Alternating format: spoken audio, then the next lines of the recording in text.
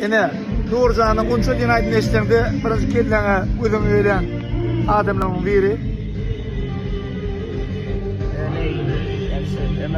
Ne konça aşkı diyecek? Konça işte. Ede üstad soracak da. Sizin durunuzda en köp bak toy diye bakışın kimdi? Elbette Nur Muhammed Meriyet Kakı Uyuz.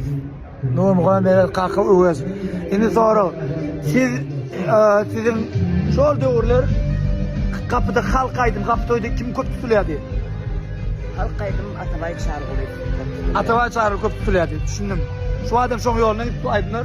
Ýöne Atabay stili indi katkan başı. O gowy diýerlerim kan ýöne çıkýanlarym ba başga köp ýöne ady ütkeýärdi, ady ütken ok diýdiňem bolýar. Awa öwrenler giderler da.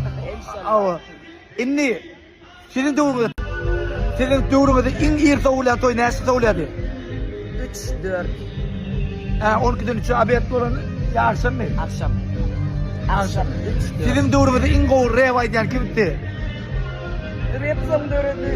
Döret şu wagt döramyzy näme derdiler? Doğru maydayım ben. Çalır açık ayda doğru. Uru böldü yurdular.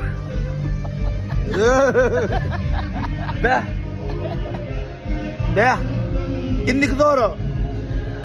İn goval parça kim dedin şu döwürler. Allah verdi abi. Allah verdi, ata verdi. Düşündüm.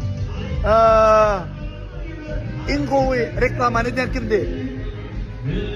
Doğru reklama da yok. Reklama yoktu. Düşündüm reklamanın ne derdi da.